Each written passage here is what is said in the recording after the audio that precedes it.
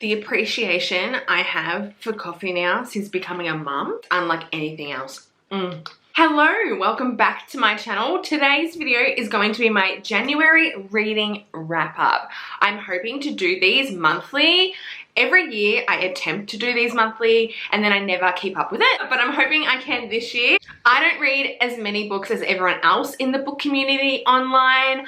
I don't read like 20 books a month, but I did read 9 books. Well, not technically, we'll get into it. Most of them are romance, but if you have been watching my recent videos and also follow me on Instagram, you know that in January I went through a historical fiction phase and we're going to be talking about those books today. They're so good. I love them. I can't wait to talk about them. I've been like sitting and waiting for the moment to talk about these books in this wrap up all month.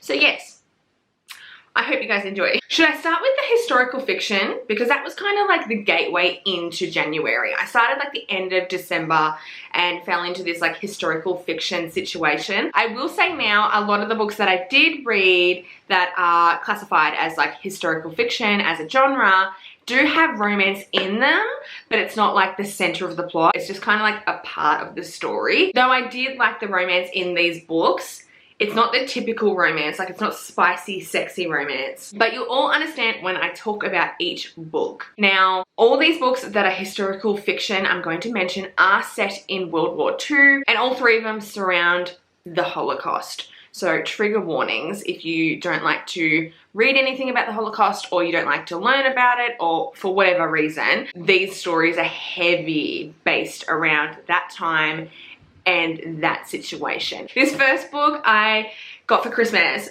as a gift from my sister-in-law, and everyone knows that I love learning about World War II, the Holocaust, and everything about that time. I'm just fascinated with what happened in that time of history. It just still to this day baffles me and blows my fucking mind that something like this happened. This is The Tattooist of, I can't say it.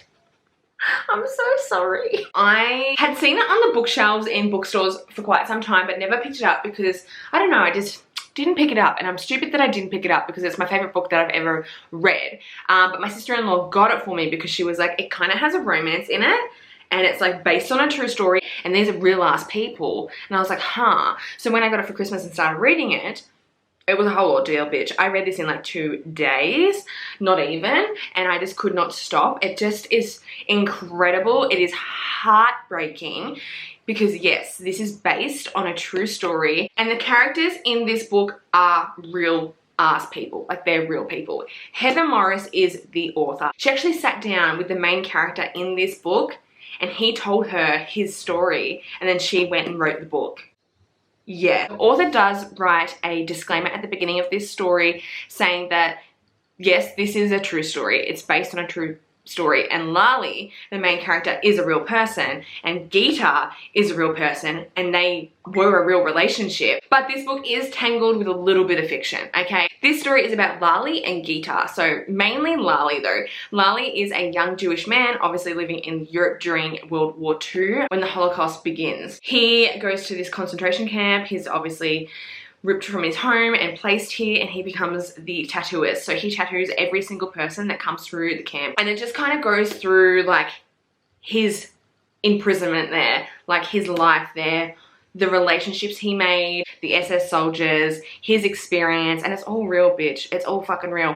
And also this story is about him and Geeta, who was also a prisoner at the camp, and she was a young Jewish woman that he fell in love with at the camp, like when they were in the camp together. And their story amongst Lali's story is just fucking mind blown, bitch. It is just beautiful but also heartbreaking at the same time because they found love literally surrounded by death. I found it very special, this book, because at the end of the story there is actually a chapter written by their son. I just finished this book and I was sitting outside just staring at the fucking sky, just like, what the fuck did I read? Tears rolling down. The shit that they saw, the shit that they went through, the fact that they fell in love during that time at that camp, the way they did, and how they were able to even have a relationship during this time, like at the camp. Like I'm just like I couldn't get over it. Their love is just like epic. It's like true love, real shit, and they're real people, and they really got married, and they moved to Australia. That's another thing. After World War II ended, they were liberated from the camp. They did live in Europe for a little bit, but then they wanted to get away from Europe, so they changed their last name and they moved here, and they lived in Melbourne, and their son is fucking Australian, and his name's Gary, and I'm just like, what the fuck, bitch? Like, what the fuck? Anyway, 5-star read, amazing. Because I read that, I was like, I need to read more historical fiction set in World War II, so I read The Nightingale. First off, this cover is literally stunning.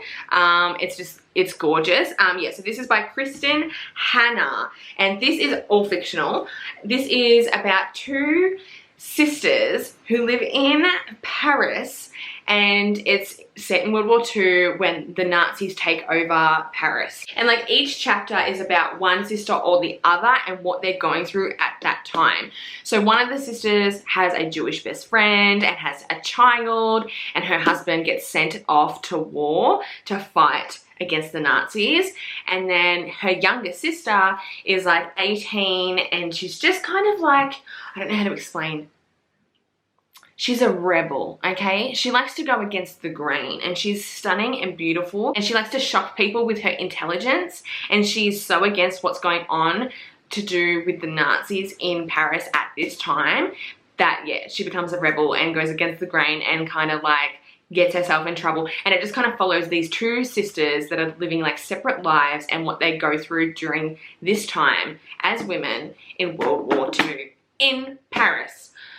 Bitch, this had me in fucking tears. I will admit it was a long read, and it took me 2 weeks to read it because there's a lot of French, there's a lot of German, and I have trouble reading that, okay? Because I can't pronounce half this shit, so I'm just like, blah, blah, blah, blah, blah. I literally just like skip over words and stuff, and I will admit that the first half of the story is very slow because it's kind of like showing you how everything started in France, like when the Nazis took over, and like, I don't know, how they slowly started like pushing Jewish people out and started doing things, and so it's very slow at the start, and then it's just like bang, bang, bang, all this crazy shit happens. So heartbreaking. I cried so many times. The last page, like the last chapter of this book, broke my heart. Like, tears. Absolute tears just rolling down my face. This next one's a strange one. Wait, let me get my Goodreads up so I can explain it. I found on TikTok, someone did a TikTok saying books that made me cry, and this came up, and I was like, huh, okay. And I didn't know, I just thought it was gonna be like The Nightingale, just like a fictional story. I didn't really think that it was gonna be like a true story, and it's the most interesting book I've ever read. And it was very powerful, like very, very powerful, especially if you're trying to do like self-work. Let me explain. So this is The Choice by Dr. Edith Eva Eger, and this is a memoir.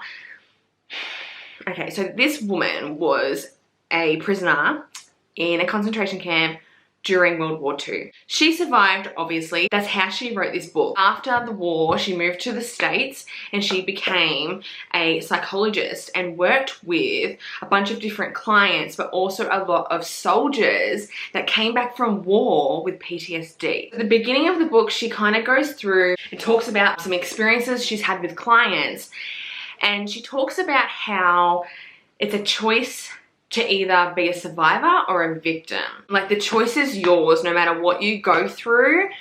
You have the choice to either like survive, move on, try and make a life for yourself, or be stuck in your trauma. And then she goes into talking about what happened to her and her family. And it's just, it was more fucked up than the Tattooist, dude, okay? It was more fucked up than that book or The Nightingale, even though The Nightingale is completely fictional. This was just like devastating to me, like reading what happened to her, her sister, her mum. If you're struggling with trauma, healing, moving forward, trying to make your life better, please read this book because it really opens your eyes, it opens your mind, and you see like you can make a decision to do better, be better, and not get stuck in this rut. Like, you can overcome your trauma no matter what happened to you, no matter how bad it was. And she also talks about how like trauma affects people differently. You know, obviously she was in the Holocaust, she survived, she lost a lot of loved ones, she saw a lot of horrible shit, but just because that happened to her doesn't mean someone else's trauma is any less valid. It was just an amazing book, and it was something super different for me, and I really enjoyed it. But again, it's really emotional. Trigger warnings for The Nightingale, The Tattooist, and The Choice.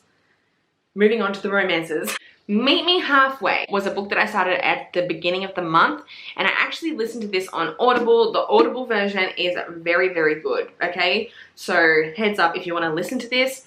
Good audio book. So this is about a single mum who had her son when she was a young teen, and she's kind of struggling with like the stereotypical shit that single mums at a young age cop. She is living with her son. She bumps into the neighbor one day who is totally a grumpy bastard, and he becomes one of those people that kind of pushes judgment on her, and he's just really mean to her at the start until he figures out like she's not like that, and she is a good person, and she is working her ass off to support her son and all these things. It is a slow burn, and it does talk about like domestic violence with her ex-partner, like her son's father.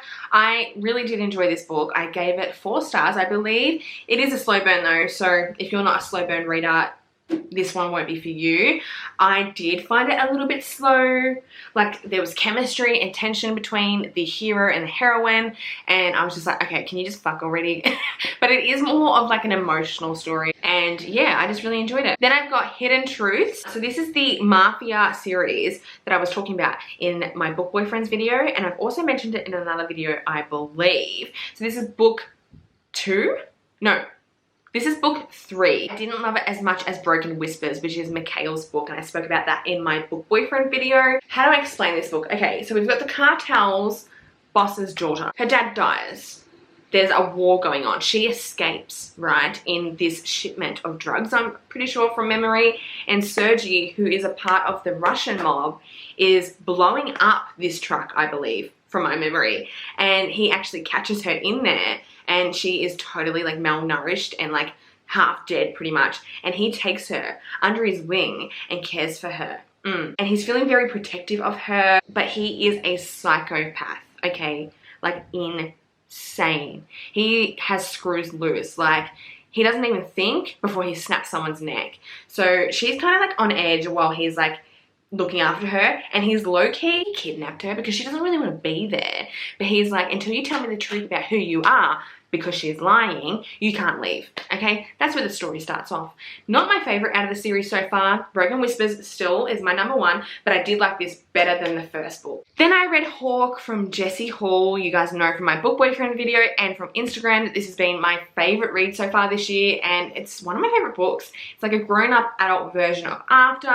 You've got this heroine who's in a relationship with this man who doesn't treat her very well, and they suddenly get a roommate who is an ex-con, just been released from prison because her partner and this ex-con have history. She is the type of woman that doesn't know who she is. She's struggling with her relationship. She's struggling with like what she's doing with her life.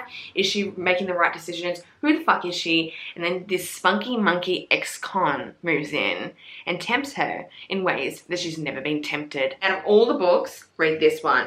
It is everything smutty, spicy, sexy, swoony. I haven't fluttered like this in what feels like years. This spice was immaculate, like so good. The tension, the chemistry, literally perfect. I love this author now, and I can't wait to read her entire backlist. I tried to finish off the Addicted series. We all know I DNF'd Addicted for now because it just ain't my thing. I cannot stand Lillian Lowe.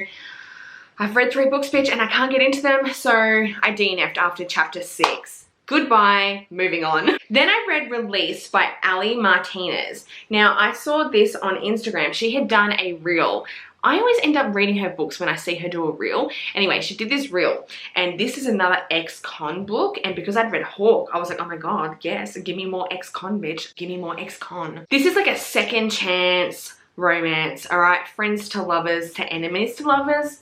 Alright, hear me out. You've got this heroine and this hero. They meet when they're children and they become best friends, and then they eventually fall in love. Something happens to the heroine, and the hero does something and sends himself to prison for like 15 years. Once he gets to prison, he cuts her off. They're madly in love, but he cuts her off, and she has not moved on. And when it comes to his release date, she ends up going to the prison with his sister to pick him up, and when he sees her, bitch, He is not happy, Jen. He's not happy. He despises her. Like, honestly, totally does not love her. I liked this book, but it just wasn't the vibe. Okay, you know how you read some books and you're like, oh yeah, this is good, but it's just not the vibe. It doesn't give you the juices that you're looking for. Yes, I gave this 3 stars because even though I liked it, it just wasn't my favorite. Apparently, book 2 is better, and that's about the sister. The Words by A. Jade was my favorite book of 2022, and she just released The Choice. This book fucked me up, man. I loved this book so much. 4 stars. This is very deep. Someone had messaged me and been like, you should read this, because I was asking for toxic romances after I read Hawke. I was like, give me toxic romances. Someone suggested this. Yes, this is toxic, but it is very emotional and heartbreaking. Trigger warnings galore for this one, bitch, okay? But we've got this heroine, okay, rough childhood. She's going through some shit. These 2 brothers move in next door to her, okay? They're both adopted, right? And when they move in, Memphis, one of the brothers, spots her and is like, oh my God, what a beautiful girl. Like, I'm like in awe with how stunning this person is. And he doesn't know who she is just yet. At the same time that Memphis is discovering this young girl, his brother does too, okay? And then the heroine and his brother trauma bond and they start dating, and Memphis is in love with her and then she's in love with the brother, and it's this like whole triangle situation going on, and it's messy. It's messy. But I like mess, okay? Not all the time. Mess can make me feel not well mentally, but sometimes I like a little bit of mess, especially when it comes to my romances. You watch this love story from when they're kids and then it develops into teens, and it's just so hard to read because you're like, bitch, you're with the wrong brother. Very emotional, very toxic. The one thing I didn't like about this book, even though I rated it 4 stars, was it ended on a cliffhanger, and I didn't know it was going to end on a cliffhanger, and the second book isn't out yet, and I didn't know it was a duet at the time. Fucking hell, that's the worst thing ever when you read a duet but you don't have the second book yet. They're all the books I read in January. I hope you guys enjoyed this video. Let me know in the comments below what you read in January, and also let me know what your favorite book was of the month. If I could pick one book, oh, I can't. I hope you guys enjoyed this video. If you did, thumbs it up. Also subscribe before leaving. Thank you guys so much for watching. It means the world to me, and I'll see you in my next video. Bye.